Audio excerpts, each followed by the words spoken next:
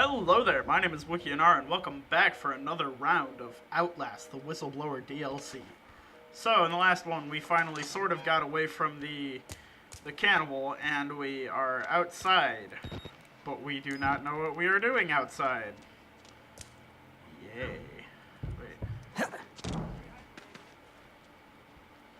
trying to figure out how I'm supposed to get into this prison block, because I'm assuming that's where I need to go.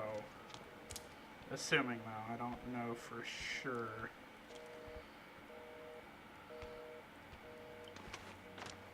I mean, there were, I believe, some other ways that I could have gone. But like I said, I'm not fully sure. Oh!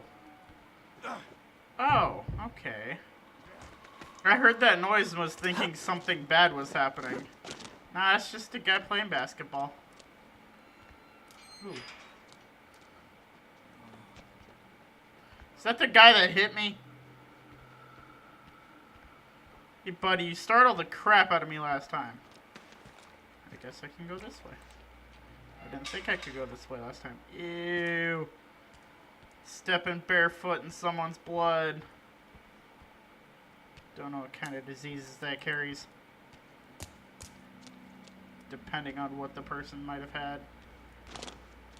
Oh, I was about to say, is there no way? I see that opening there. Okay. I don't know why. I'm pretty sure this is just everyone. It's just like you see some way in a game and you're like, you're pretty sure this is the obvious way that you're supposed to go. Because, you know, it's obvious. It kind of... Game... What?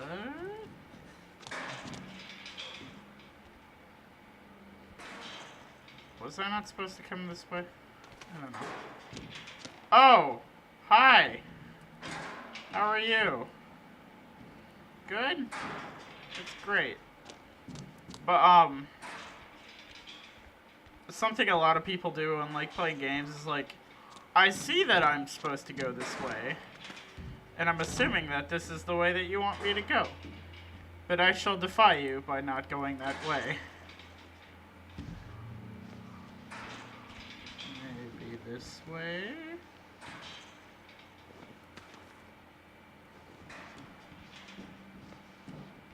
Maybe that way. Oh, that looks like a opening over there. I can't see anything. Oh, man. That was, like, super terrifying because, like, you look at it and you go, am I gonna step off this and just plummet? Oh, hello. How are you, sir?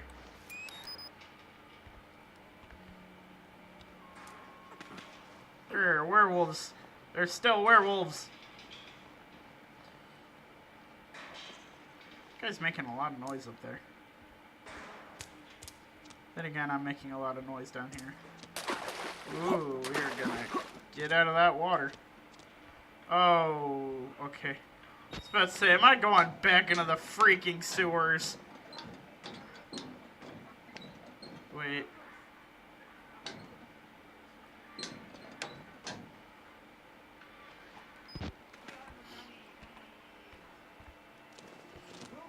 Am I gonna have to play someone in basketball? Sure. Why not?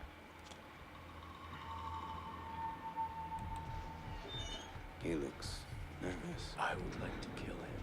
Oh god! As would I. Oh no, no!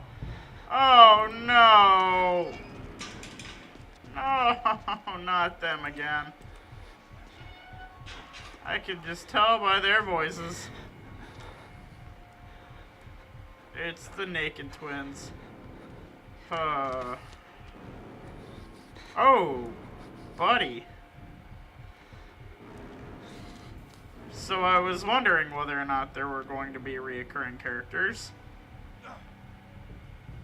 I suppose that has just answered my question.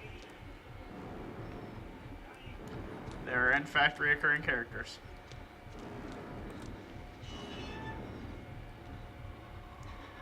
I really want to know when I'm going to come across that guy playing basketball.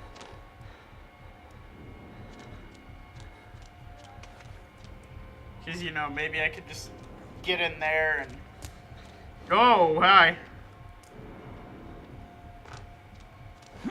Maybe I could just go in there and play, like, a nice game of basketball with the guy and just forget about life's problems. I don't know if they started chasing me or not, but I'm not going to risk it.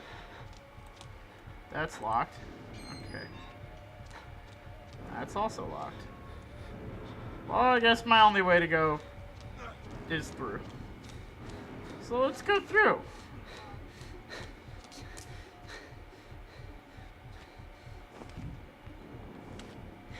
Bye-bye.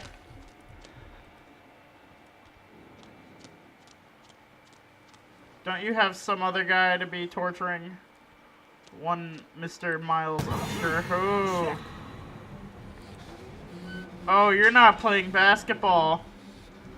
You're playing headball. I'm gonna get... Fight me! Ah! Oh! Shirts and skins or fuck off. Ew. How about we not? I should not have done that.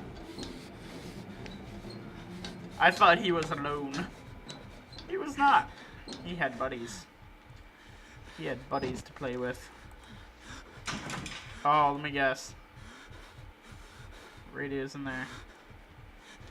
Or something of the sorts. His journal. To read patient. Samuel. Just spelt weird. Kurt, we've got another one, and I'm not sure you're going to be able to check it off as psychopathic proximity disorder. Oh, PPD. I think there was something about that earlier. Don't fully remember. But security guard all the way up in the admin block is our latest non-patient employee to start seeing Wernicke's fairy tales. He was never directly exposed to the engine, never even made it below level 1 in the building. It would be an enormous breach of protocol and security if doctors were speaking of the wall raider within hearing of a contracted security guard, and seems vanishingly improbable that he would stumble onto such an obscure mythological story on his own. It's too similar to the Dr. Samuel case or the others before him. It's one thing for formerly sane medical personnel to fall under the delusions of patients. It's another thing entirely for those believed to be, I don't know, airborne. We need to talk in person, Billings. So, the wall rider's bad. Started affecting personnel that weren't even directly linked with it, or were nowhere near it.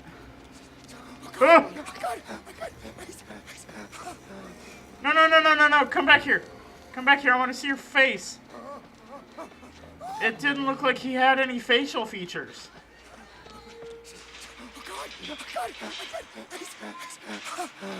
Dude!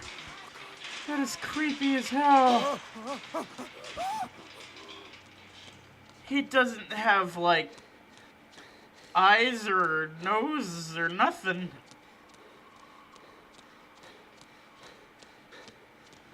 Either that was, like, meant to be, as in the developers didn't put them there just because it was like, we expect him just to run by the person playing, and that's it, or like something of the sorts. I don't know.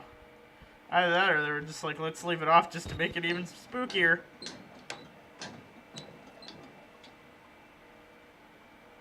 Yeah, that's right. You stop that music. Don't trust them. They'll tell you it's science, but it's not. They were waiting for us in this place. Billy understood. They've always been here. Yes. Tell me more. No? Okay. It's so sad to come across those guys that are like, you think they're sane, or they may be insane, but they know what's going on. Right? Into a nudity ward. What is happening in there?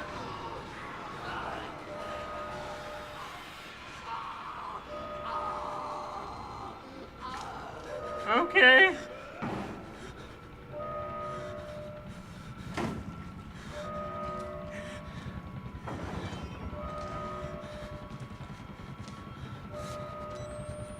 I want to go in there with you, friend. So I have the strong feeling very soon I'm about to get the jump scare of my freaking life.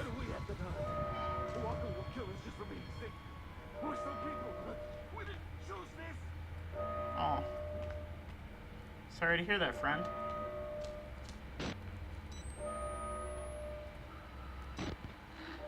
There's the radio.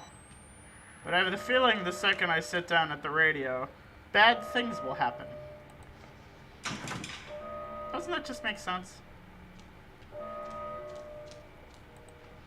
So let's go. There are a few other doors, or at least there was this other door over here. It's probably locked, yeah.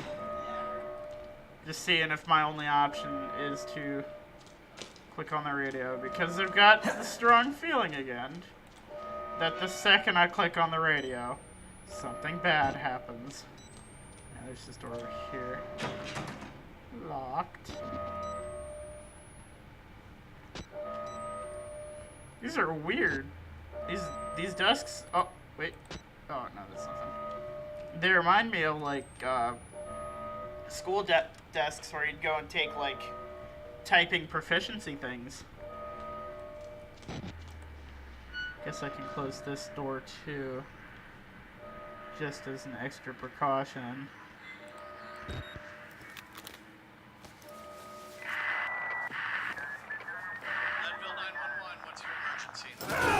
I knew it!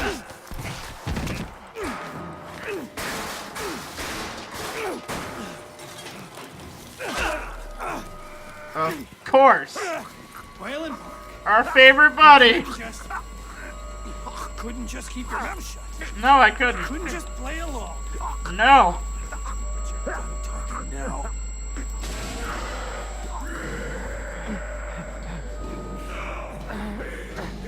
Do me a favor and die here, Park. How about no? How about I'm not going to? That squealing hurt. I'm sorry for all of you who will have to listen to that. Do I hear a Christopher Walker? Yes, I do. Hi, friend. Oh, God! Ow! Mean! Okay. Not closing that, I guess. Yeah. Yeah. I need a locker. I need a locker or something. Locker or something. Locker or something. No.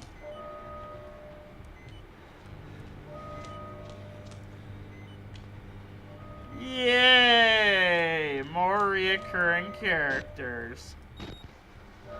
Our best friend of all, Mr. Christopher Walker. So he's alive. Oh, hi. There's a lock on that door, bud. There's a lock. No? Okay. Bye-bye.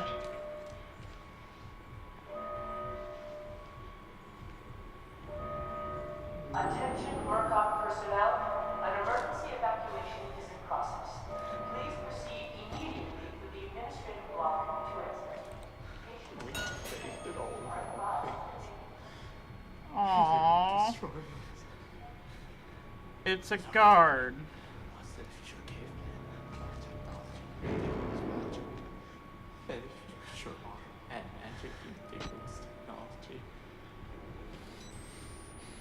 No? Okay. I was kind of expecting for me to write a note about whatever he was saying. Father Martin! You're doing his work, Hi, bud! whether you know it or not. Somebody who looks as much like a priest as the police looks like an asylum, writing instructions on the wall, talking about God. Tells me not to be afraid. However, how was I ever a part of this inhuman bullshit, greed-driven moral genocide? The monsters Murkoff ripped from tortured minds. The lengths their jackbooted business school worms will go to protect it. Their own men slaughtered. I've never prayed in my life, Lisa, but in some small-minded and interventionist, God is listening. Kill Jeremy Blair. I can't tell if it's Blair or Blaine. Before I die. Sanity and Everise. Whatever. There is no pain he doesn't deserve. There is no radio, no hope for reaching the outside world, only escape. But isn't escape technically reaching the outside world? That's so weird.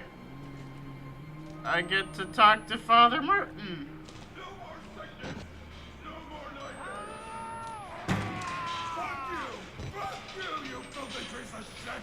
Hey! I'm not the sick one! Of my blood, motherfucker! Get out of your blood. No more sickness! Oh. No more nightmares! Well, that's weird. Because I remember coming into this room when we were playing Outlast, like the first Outlast. Going into this room, and that guy was silent. He was, well, I mean, he wasn't silent. I believe he whispered a little bit. If I remember correctly, he whispered a little bit, but he didn't yell. He wasn't yelling at me. False pregnancies / real profits. Rick, fun hitting the greens last week. We should make drive more often. Was reviewing some old test records from the early days of Project Wallrider, and something sparked my interest. Were you following the project back in 2010? Apparently we had issues with female employees experiencing psychosomatic pregnancies. Something to do with how the morphogenic engine interacts with the immune system. All Greek to me, am I right? It was more often fatal than not, and these were employees and not patients, so a little harder to sweep under the rug. But the morphogenic engine activity in these ladies' marrow was off the charts, and these are women who were never even exposed to additional hormone therapy. But I don't know ppm from a kick in the teeth, but I can read a spreadsheet, and if the projected profits from Project Wallrider are half what they say they are, I've got just one question. Why aren't we performing experiments on women? God knows mental illness is an equal opportunity affliction. Seems unethical to pass up on such a potential windfall. Sincerely, Jer. So, apparently that was something that was more discussed. Oh! And there wasn't a guy in this cell. Yeah, this guy wasn't as violent. There was no guy in this cell. Okay. I'm gonna just give you guys some quiet time. Yeah. Oh God! Oh! It's coming! It's not even human anymore! Oh! Wow. That's rude. So this is very interesting. We're going back through places we've already been, but sorry about that. But since we were here, we weren't here yet. We weren't Miles Upshore. This is before Miles Upshore came in, so I'm experiencing things just like a little bit before Miles Upshore did. That was unblocked though. I don't know how that's gonna open up. I don't know if that's something that I'm gonna get to experience or not. Because yeah, I remember that part there being open because I go in there and I go press the button for the gas thing. And this was closed. This was locked off. I couldn't go in here. I don't know if it was blocked off or if it was just locked. Okay, that's chained off, so let's go this way. Oh! Great. Our best friend, Chris Walker. Why don't you go rip off someone else's head, bud? I would appreciate it to keep in mind. Bye-bye. Bye-bye. Bye-bye now. Good. Loading. Okay. Oh, I got away. For now. Wonder how much of a more of a problem he's going to be come in the future. Oh! That scared me for a minute there. Clonk. And clonk. Did it.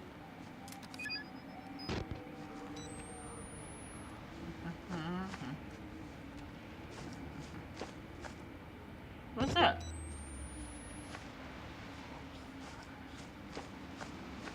Is that the flashlight of Father Martin? Oh no, it's just a light.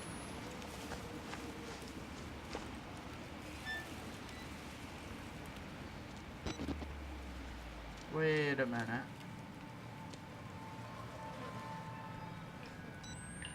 Was I here before in Outlast? I don't think I was. It is a very interesting concept, though, to bring in those things from the last game to be like, yeah, this happened, and these are some things that you saw either in the background or that directly affected your story. So let's explain a little bit of it. It's extremely interesting concept for a sequel to a game because it's almost like a strange origin story of sorts. Oh, sorry about that. I've been sick for a while.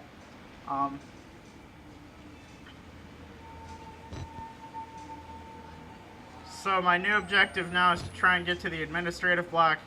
I feel like that's going to end as well as in Outlast did, and I probably will get there and get shot down. And not just in the sense that they will tell me no, but also in the sense that they will shoot me with guns. But that's going to have to wait for the next episode because I'm actually all out of time for this one. If you like this video, please like, share, and subscribe, and I will see you in the next one.